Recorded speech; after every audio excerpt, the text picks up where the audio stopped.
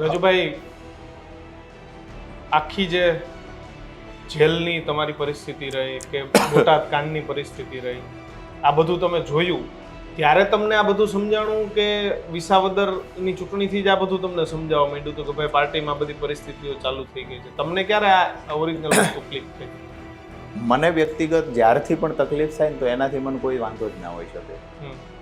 હું આહવાન કરું છું અને હજારો ખેડૂતો સમર્થનમાં આવે છે, પછી એ ખેડૂતોનો મુદ્દો ભટકી જાય અથવા તો મારા કારણે ખેડૂતો મારા આહવાનને લઈને આવ્યા, એ ખેડૂતો જેલમાં ગયા અને પછી જે પાર્ટીની ફરજ બને છે, અમે તો એડવાન્સમાં કહેલું કે ભાઈ આ 3 દિવસ જે સતત આંદોલન ચાલ્યું છે, અમે અહીંયા ભેગા કરીએ છીએ, ભેગા કરીને આપણે મહાપંચાયત અમે 31 તારીખે કરશું. હળવદવાળી ઘટના બની ત્યારથી તમને હળદરની ઘટના બની ત્યાં સુધી હું વ્યક્તિગત ભોગ બનતો તો સમજ્યા.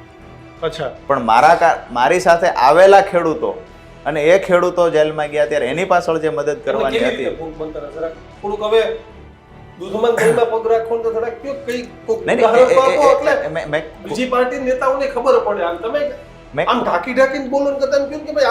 ખુલીને જ બોલું છું ને, દરેક વાત મેં ખુલીને કરી છે.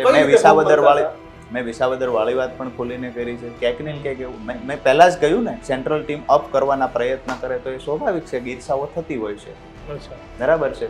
અને આ ઈર્ષા ઈસુદાનભાઈને ક્યારેય થઈ નથી, એ પણ હું સ્વીકારું છું આપના પ્લેટફોર્મ. સીધી વાત છે, પ્રદેશ પ્રમુખ હતા તો એમને ઈર્ષા નથી. ઈસુદાનભાઈ નથી ઈર્ષા. તો પછી તો એ બે વચ્ચે ગજગરાહ કેવો છે? ગોપાલ ઇટાલિયા ઈસુદાનભાઈ, એ બે વચ્ચેનો ગજગરાહ તો એ બે જાણતા હશે. મારી વાત જાણતા જશો ને, તમે પાર્ટીના ટોપ 5 ના એક નેતા છો. હું હંમેશા લગભગ વિસાવદર ચૂંટણીની પહેલા એક્ઝેક્ટ 1 મહિનાથી કેન્દ્રની જે અમારી સેન્ટ્રલ ટીમ છે એના સંપર્કમાં રહીએ છીએ.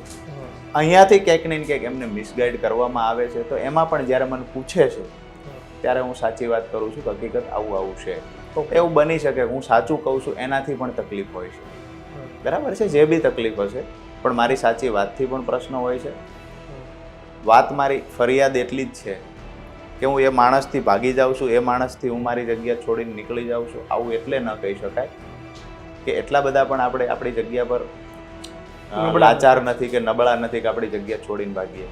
વાત મારી એટલી જ છે કે એમની ફરિયાદ એ છે કે વિસાવદરમાં એમને જીતાડવા માટે થઈ અને રાજુ કરપડા રાત દિવસ મહેનત કરી, રાજુ કરપડા તમામ પોતાનું વસ્તુ દાવ પર લગાવી દે, ત્યાર પછી એલપાઈ ચૂંટણી જીતે છે. તો રાજુ કરપડાએ જે દાવ પર લગાવ્યું, રાજુ કરપડાએ મહેનત કરી છે, તો આજે રાજુ કરપડા પાર્ટીના કહેવાથી ક્યાંક ને ક્યાંક આ કાર્યક્રમો ડિઝાઇન જે થઈ એ પહેલાં મેં વ્યક્તિગત કર્યા, પછી પાર્ટી દ્વારા કહેવામાં આવ્યું ભાઈ ખરેખર અમે મદદ કરશું, કાંઈ વાંધો નથી,